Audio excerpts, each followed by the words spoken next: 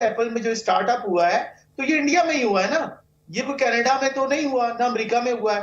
तो आप कैसे कह सकते हैं कि ये मांग बाहर हो रही है। और जनरल शाहबेग के साथ जो इंडियन फौज ने किया, उनको जिस तरह से दलील करके बाजवा जो गले लगा के मिल रहा था, शर्म बात है। क्यों नहीं उसको बना दिया आपने गुरुद्वारा पंचायत कमेटी का हेड वहां पर?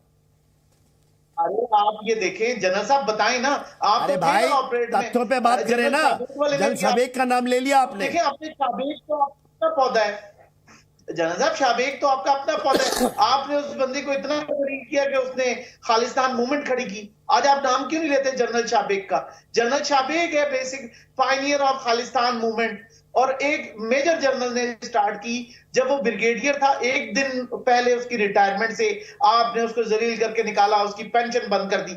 ये तो बेसिकली इंतकाम की आग थी जो फौज के अंदर से, इंडियन फौज के अंदर ये जो पैदा हो गए हैं लोग, ये चीज है। और पता नहीं कितने अभी और होंगे। उसकी रीजन ये, इसका पाकिस्तान से क्या ताल्लुक है? जनरल शाहबेग सिंह का ताल्लुक आप मुझे बताएं पाकिस्तान की फौज से था? नहीं, वो तो एक इंडियन फौजी था, एक इंडियन सोल्जर था।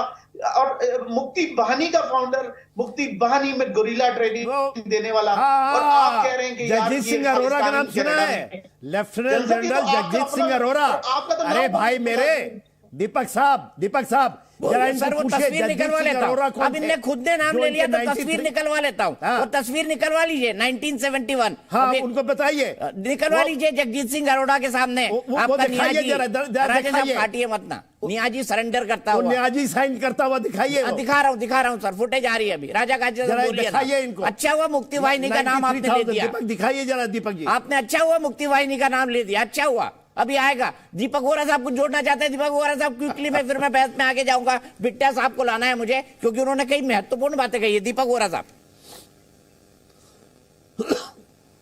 बहुत जल्दी से मैं कहना चाहता हूं सर, मैंने अपना सर ढक लिया क्योंकि आज गुरु पूरब है। अगर आप देखें तो पूरे भारत में जो कुछ लिखा है गुरु ग्रंथ साहिब में, वही सब उस चीज का हम पालन करते हैं। एक तरह से देखा जाए तो जो ये स्थापित करना चाहते हैं वो भारत में ऑलरेडी है। सिर्फ मैंने इसलिए कहा क्योंकि बिट्टा साहब आपकी बात सुन रहा था, जनरल साहब की बात सुन रहा था। बहुत जल्दी से अर्ली 90s में मैं एक सेंसिटिव पोजीशन में था। मेरे एक मित्र थे, उनका सरदार थे, कनाडा में उनकी कार एक्सीडेंट में देहांत हो गया, उनकी बॉडी वापस आई। तो जैसे सिस्टम है, उनकी बॉडी को अग्नि देनी थी, हमने उनके खेत में, मैं वहां पे गया था, ये अमृतसर था, तरन तारण जगह है वहां पर। जब मैं गया तो 20 सिक्योरिटी वाले मेरे साथ थे। उस लड़के के फादर मेरे पास आए, बोले कि दीपक ये कौन है? तो मैंने कहा कि दार जी ये मेरी सिक्योरिटी के लिए आए हैं। और वो बोले इंस्पेक्टर से कि यहां 500 सरदार हैं, ये लाशें पहले बिछेंगी फिर दीपक को कोई हाथ लगाएगा। और क्या मैं कह सकता हूं सिक्खी के बारे में? कुर्बानी है सिक्खी सा, शक्ति है सिक्खी सा, ह्यूमन राइट्स है सिक्खी सा। मैं एक बात जोड़ दूं राजा गांधी साहब, ये भी मैं आपको बता दूं, मेरी माँ बहुत कम पढ़ी लिखी थी, वो हमको कहानी बताती थी कि भाई जब आक्रमणकारी आए, जो इस्लामिक आक्रमणकारी थे भारत में आए, तो हिंदुओं को बचाने के लिए, बाकियों को बचाने के लिए हिंदू परिवार में ही सिख पैदा हुए।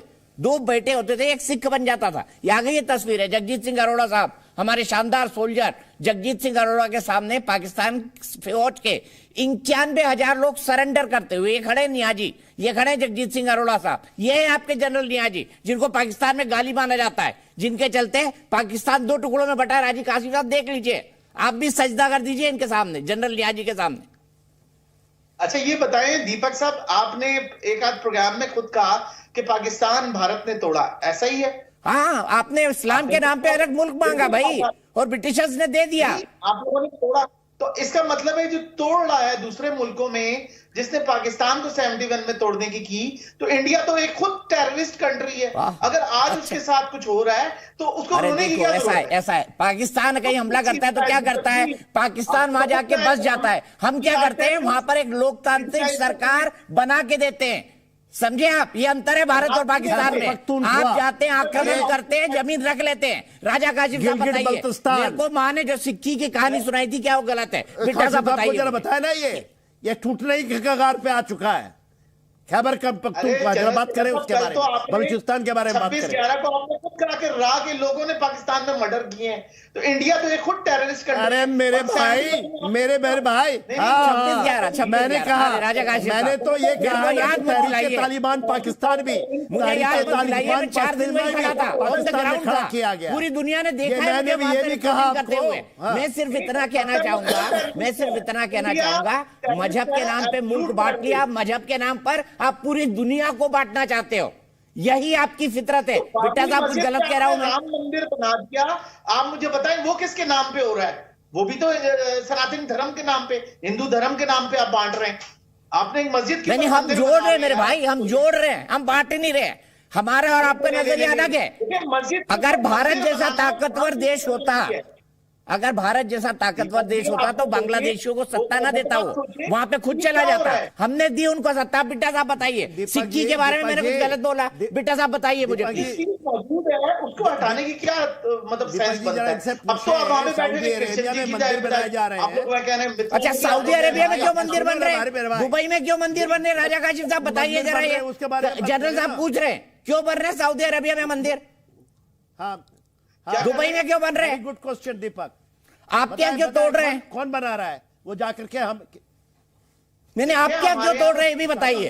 ह्यूमन राइट्स कहाँ है आपके? ह्यूमन राइट्स सही मुसलमान है जो बना रहे हैं। अगर देखें कोई अटैक कर रहा है तो आपके यहाँ तो बाबरी मस्जिद की फुटेज है, वो चला दें। एमबीए से पूछिए, एमबीए से। 91-92 में आप लोगों ने नहीं तोड़ी।